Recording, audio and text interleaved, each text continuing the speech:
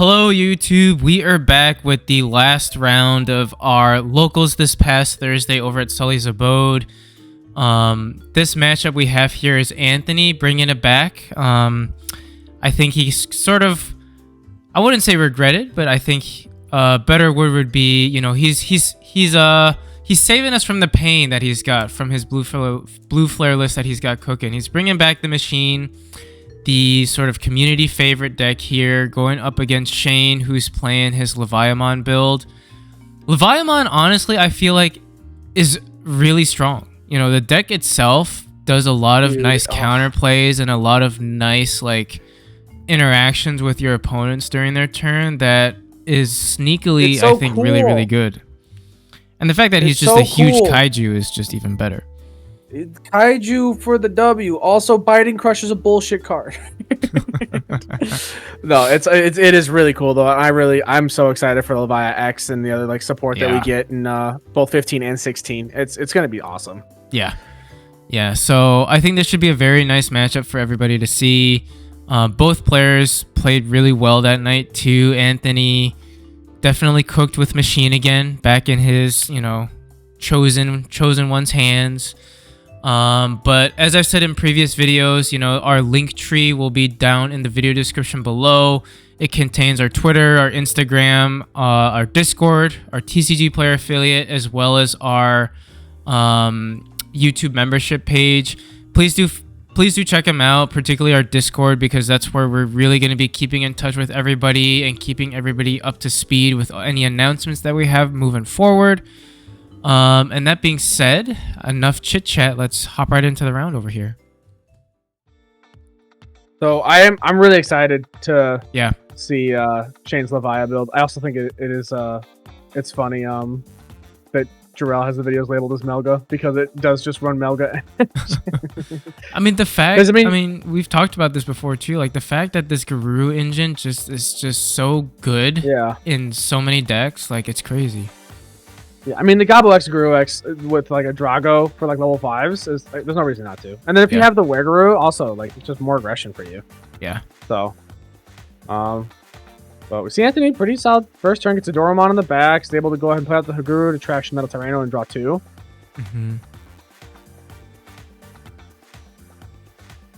Then go Gazi into Structure Deck Root to Structure Deck Wear, so he's just ready for full gas. Next time to start doing some swings. So we see a Guru come out. He can play a Gabumon or a Mat from hand or trash, which unfortunately doesn't look like he has any. And then Anthony decides to just go into, I believe it's the... swing. We'll go ahead and pitch a card to unsuspend. Well, we did the draw one trash one first, so now he's... checking the pitch effect here.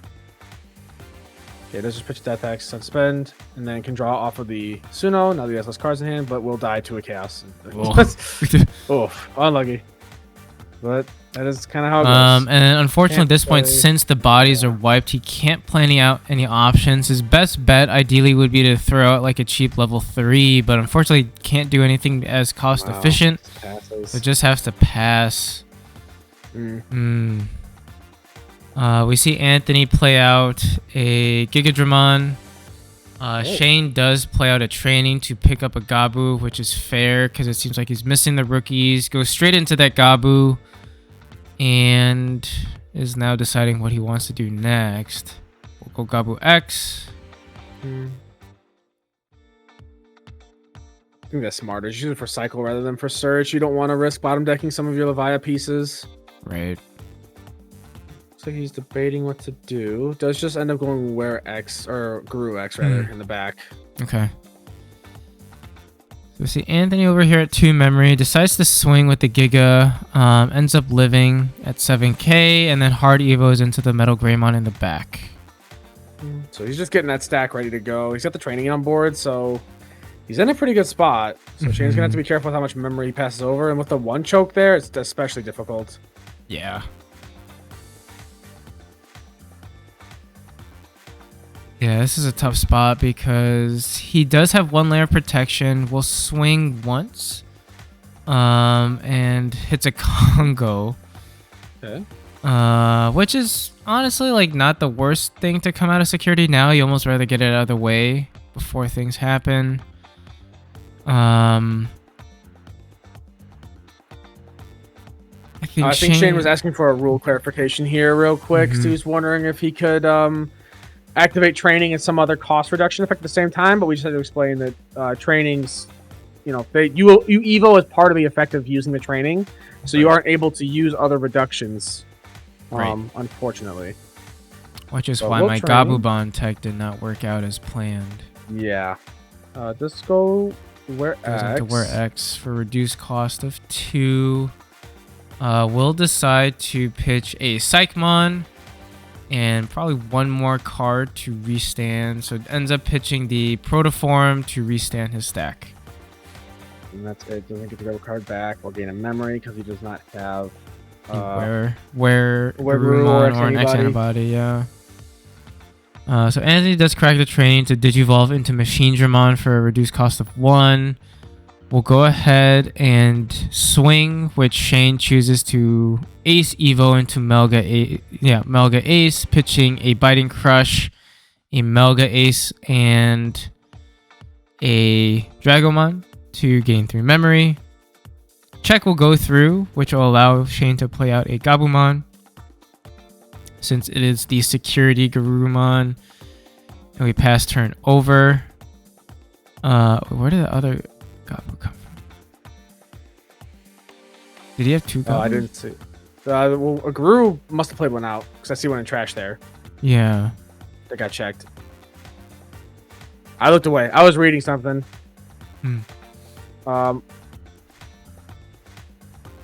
Things to bring with 2. Pitches the prop memory boost. At this point, he should be able to pitch a card to delete. Yep, delete that Giga. The lowest level. We'll swing. Unfortunately, since Anthony doesn't have any sort of analog youth or like sort of like stack protection, is sort of vulnerable right now. We see Shane, like you said, pitch to restand the Melga Ace, and he will decide to swing one more time, which is DG Dimension. Which will Digivolve the Melga, which will proc Overflow, gaining Anthony for memory, and then popping both little Gabus, which is rough. Looks like Shane will just Evo into Levi here, and we'll clear the machine. Yeah, and gains a memory off of Levi deleting the machine. Yep. That all turns memory gain is like a subtle thing that I feel like people forget about, but it's just so good. Also, I think I was seeing people gain memory off of the new Wear X. You don't do that. You don't. You only restand and pick up a card, but you don't gain the memory back. What I feel like I saw people gain memory off picking that. Maybe I'm tripping. I don't know. Anyways. We see Levia go ahead and swing. We proc the inheritable effects to draw 1, trash 1 twice. Hits a... card is that? Blitz of the Heavy Mobile, which will allow Anthony to pitch the Chaos to delete the Levia stack. He still does have Psych though, correct? But then the big guy's a blocker. On board. Or no? Yeah. He has blocker. Yeah. That's rough. That's unfortunate. You could Biting Crush here. I can't see what the other level 6 card he has in hand is. I think it's another Levia? It looks like another... Yeah. Well, he just decides to Biting Crush. Yep, pitches the Levia to... Yep. Fair enough. That makes sense. That's a good play. Yeah, and jokes Anthony to 2, so I mean... Without any major setup right now, it's just kind of rough goings, but Anthony does get the Megadramon to, when evoing, pop a level 3. So pops the Psychmon, so Shane's forced to rebuild once again. I think they're just talking about what Biting Crush does, and while they talk, I mean, it's a busted card. People are like not a fan of it just because it costs 8 memory. But I feel like you gain that memory back and the more. Value. Yeah. the value you gain off of Levia and what it can clear, because its effect can technically target the same thing twice, and you can't activate more than one protection sometimes for a certain like blockchain. Yeah. Or like a block of text. It gets around so much stuff. Yeah. It's more of a long-term play for sure, or like a long, like a, you know, you're not really gonna get much value out of it like from the start, but the fact that you can do so much with Levia and just bring it out for free is huge. And then we see Anthony be able to just blitz for game. Yeah, it was a close game. I mean, yeah. Shane got him down to 0 security. It was a very good back and forth. They were doing each other's boards, doing lots of checks. It was cool. And I mean, like, this was Anthony sort of playing on suboptimal conditions, right? Like, no analog, very like little in terms of just like efficient stack machines. It almost felt like he was like scuffed line each time. And Shane just really unfortunate hitting that DG dimensions in that one check. Otherwise, I feel like he had game that one. Yeah, it was very unlucky with some of the security checks for sure. We'll opt to go back in. Go ahead and mulligan. Looks like Anthony is thinking about keeping. You know, watching all this purple Melga and like purple Guru base, I'm probably gonna, ironically, I made a deck profile for blue base Melga, being like, oh yeah, I prefer blue base Melga. Blue base is the way to go. I'm like, no, fuck that shit. Now we're playing purple base. The purple all the way, baby. I love purple base. Purple base, I don't know, it just has a certain feel to it that makes it feel better in a way right now. I think my issue with blue base is that blue base just feels exactly what BT9 was. Yeah. And so it's kind of stale, where purple feels kind of fresh in a way. Well, it's still say like same simple like idea of like me swing level 5, me go burr. It definitely feels different with how purple interacts with its traction and everything. I think the board. Talking with Bryce, who was our NA champion that joined us last night, with, you know, kind of talking over some of his match play. You know, I think something that stood out to me was just like what he said was like each decision he made mattered when it comes to like playing these like toolboxy decks. I mean, like purple base Melga, I wouldn't necessarily call like toolboxy. It's still like at the end of the day like Melga, which is an OTK base. But like I think the purple variant, you still kind of have to think about your plays a little bit more so than the blue base. You know, there is a little bit of a nuanced feel to it. Yeah, because you're drawing and trashing cards, you have to really consider the amount of cards you have in deck, of like the copies of the card you have in deck, what you've seen come out of security, what you revealed so far. It's very easy to put yourself in a position where you don't have any of a level or like any of a piece because they're all in trash, and you maybe didn't see it in your deck, so it might be in security. It might just be locked in there until later. Yeah, I just feel like purple brings with it that sort of like small level of like, you do have to kind of big brain what you're doing, which I do enjoy. Yeah. Sometimes it does backfire on me because my brain is not always the biggest, but we get there. But as I was rambling, we see Shane sort of climb the line. So Shane initially didn't realize that there was the Rada for the Weguru. Yeah. So he thought he could pitch a card to unsuspend. It wasn't the level 4 lower. So he still does it, but just deletes the Haguru. And then swings again with the Wear X. So some good kind of weird spot with his hand. Yeah, just decides to pop out a mat. A lot of memory to pass over with a Dorumon and a black memory boost on the other side of the board. Oh, but Anthony's missing piece. Does find level 4 though that he needed. Goes Guardro. Decides to go into said Guardro. And then cracks the boost to go to 2, and then goes into Metal Tyranno.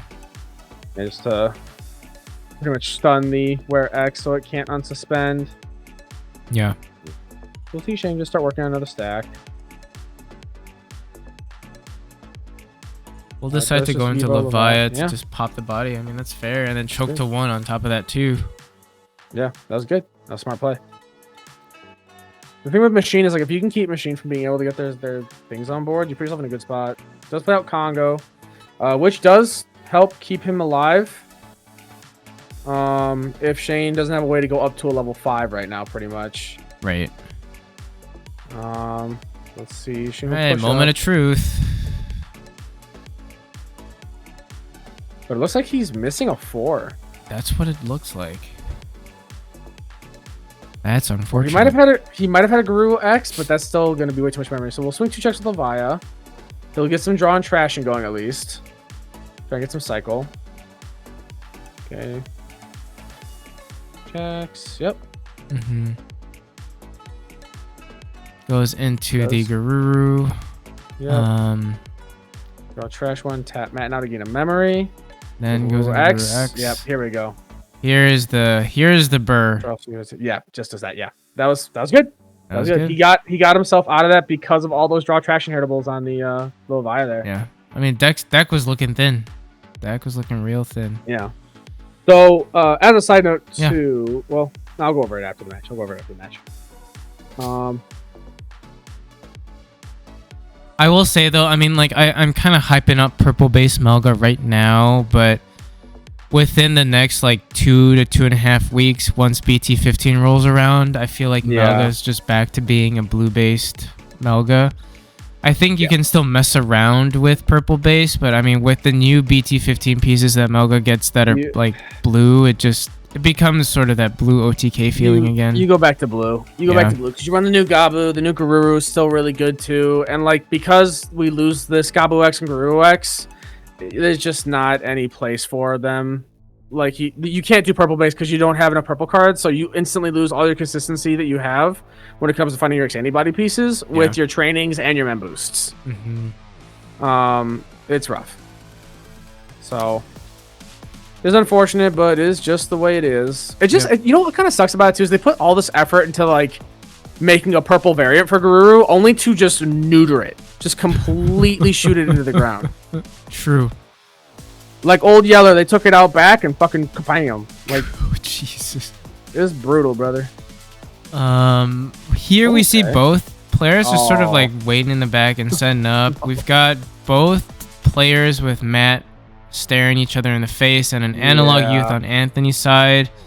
Analog man. But yeah, analog Anthony, man, and that is the goated combo because he can analog man start a main phase effect to pitch a card to gain a memory, and then he can gain a memory off of Matt. So his turn, he's going at least 5 memory every time. Yeah, that's dirty. It is a dirty combo that is really good for Machine right now. But we do see Shane start to kind of do some things. Does check 1, ends up dying, and unfortunately doesn't have the protections, which is rough.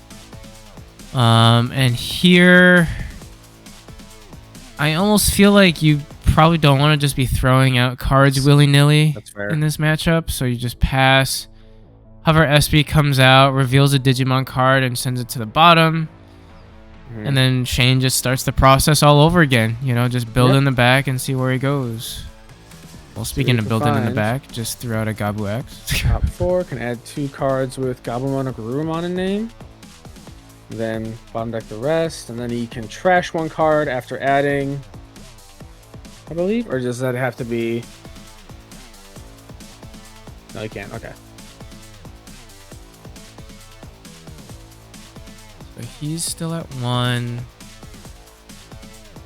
I mean, Anthony's going to go to 3 regardless. So yeah, just pass turn by Digivolving into the Garuru in the back. We decide to push up with the Gardro, gaining a memory off of Analog, and subsequently getting a memory off of the Matt. Goes into Megadramon to pop 3, and then goes into BT11 machine. Wild. So Shane, how do you respond here? That's the big question. Just biting crush that Machinedramon, I feel like. Trying to stop this chaos from hitting the board, because then it becomes a lot stickier. Yeah. Because everything right now is pretty much saturated with, like... what was I going to say? Shit, I just lost my train of thought. His hand is just saturated, I feel like, with a bunch of just, like... Okay, well, there you go. That's an option. Biting crush. Yeah. Oh. Well, there you go. Machine's right back. And all the inheritables are back too. Like to play that out. So I think here Shane is like wondering like could he proc the Biting Crush there and then? But since it's a delay, he has to treat it as a boost, right? Or no? No, he could have. Because delay is just not on the turn that you play the card. And right now it's Anthony's turn. I didn't realize this. So they asked a ruling thing, and I thought it came out of security or something. I see. Like here. With security, you activate the card's main effect. Yeah. So he should have been able to play Levia there. Oh, that's so bummer. That would have changed this. That would have changed it completely, yeah. I should ask for clarification there, because they asked me too. And we all, I mean, he kind of just generally asked everybody, and everybody said the same thing. Yeah. Oh no, yeah, he should have been able to activate. Yeah, he should have been able to activate Biting Crush there to delete that. And this would have been different because then that would have hit the machine. Would have deleted it, I believe. Should have deleted it. And then I guess when it would be deleted, he can trash level 5, so he would have been able to strip sources still. Yeah, to keep himself on board. But then the next did he have enough? Did he have enough sources to strip? Because Levia would target it twice, right? Oh no, Hover SB. No, it would have hit. Chad Lad Hover SB just won't die. So yeah. Yeah, because he has a Tamer in play. But yeah, he should have been able to use Biting Crush there. Because he played out as part of the effect from BT11 Machinedramon. Yeah. Oh, man. At least I'm pretty sure. I mean, you know, comment below if I'm wrong. But I'm pretty sure delay effect is just, you can't use it on your turn. You don't have to wait until your next turn. I think delay is just, you can't use it on your turn that you play it. So we do see a training to go into a Dragumon, which forces Anthony to play out a level 4 or lower. Which here, I guess Shane could in theory proc the Biting Crush if he wanted to, which he's thinking about it. But unfortunately, Levia would only attempt to pop the Chaos. It can't target, well, I mean, it can target the Hover SBs, but Hover SB just wouldn't die. Yeah. But I think he does decide to do it to get the body out there. Goes into the Levia. Anthony is then forced to strip 2 sources. Crashed up card of security as part of when it would be deleted for Chaos X. He's considering what to do. And now I remember watching the game, and I think, yeah. So Shane does this and doesn't realize the Congo with the play cost of the Melga Ace. So Melga Ace isn't able to actually swing at security. You can swing at players or at players' Digimon, or like players' Digimon, but just not at the player itself. Yeah, he can swing at the Hover SB.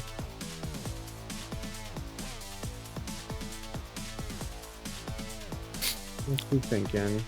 But I do feel like this can be a little bit difficult for Melga in the sense that, I mean, this is not necessarily Melga. This is more of a Levia focused build, but I think the Guru engine, right? Like outside of Levia, it does tend to struggle against like big bodies that stick, particularly Machine, right? Like if Anthony can establish a big stack with a bunch of sources, like the on deletion stuff really just sort of fizzles. And then Hover SB obviously too like shuts that down as well.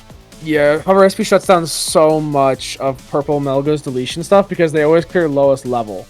Because Hover SB is level 4 that sits there and can't be deleted by effects if you have a Tamer in play, he just doesn't care. Right. And so the Hover SB is there to soak so much potential. And so Melga Ace can't swing at security. So Shane's considering stuff. And I think I remind that he can swing over. Yeah, and he just ends up swinging over the Kokua. The Kokua, I think he declares, there's some like confusion about where he's swinging. He declares this Hover SB. Okay, swings Hover SB, deletes Kokua with the one attacking. Yep. And then unfortunately pierces through because the Dragu does give piercing, and then when he checked with the piercing, hit a DG Dimension to de-digivolve the Dragu. So Shane is trying to figure out what's happening here. So the thing with DG Dimension is you can target 3 of your opponent's Digimon and de-digivolve them by 1. So he burns the effects on the Gabu and the Levia because it doesn't have to be something with sources. You can just target anything. Yeah. So he burns the effect on the Gabu and Levia, and then also on the Drago. And then after you digivolve those 3 Digimon by 1, you could then delete 3 of your opponent's Digimon with a play cost of 6 or less. So he then clears the Melga Ace as well as 2 other bodies except for Levia. So that just puts him in a position to just go for game. Yeah. After that, Yeah. because he just gains all that memory back after clearing that stack, and yeah. I mean, still that was crazy. It was good games though. Good games, and congrats to Anthony for winning today's locals. He played one hell of a locals. I know he's been tired. Nats, as fun as it can be, is also a bit of a grind. And I mean, we're all playing for long hours and traveling and stuff. So he was tired coming into this. But kudos to him for coming out and giving everybody a show. And cracked pulls, if I may say. He out of prizing, he got 3 alt arts. He definitely well earned. That's for sure. Yeah. After the weekend that you guys. Yeah. With some of the confusion with Bandai stuff, man, especially Anthony too. Like he deserved the win 100%. Yeah. So shout out to you, man. Well played, and yeah, thanks for bringing Machine back. I know there'll be a lot of people out there who are excited to watch you play this again too. So hopefully you guys enjoyed it. There were some more meta decks here, so again, hopefully this was a little bit more of a refreshing take for you guys. Leviamon is definitely a deck I am interested in building. Not just now, but I think next set, like you mentioned with Levia X, like it's definitely going to be a fun deck to pilot. So I'm definitely looking forward to it. Thank you all for tuning in. As I said earlier on in the video and our previous ones, please do check out our socials. We're going to keep pushing it because I think this is going to be really where we try to interact and communicate with you guys. So going to be a huge part of what we do moving forward. And for those of you who aren't subscribed yet, if you do like what you're seeing, you liked what you saw in today's video, please do consider hitting that like and subscribe button and continue joining us. We will try to keep things more consistent once, Nats is now done and we're kind of back and settled again. So we should be getting back to a regular schedule. And before we do sign off, on behalf of myself and probably everybody watching, TJ, have a safe trip. We will miss you. We will miss you, but I will be waiting for you when you return. Dude, you got it. I'll be back. I promise. But yeah, have a safe trip, dude. Japan's gonna be fun. You deserve it. I'm excited. You've been waiting for this for a long time. It's been a well-deserved wait, so I'm sure it's gonna be one hell of a trip.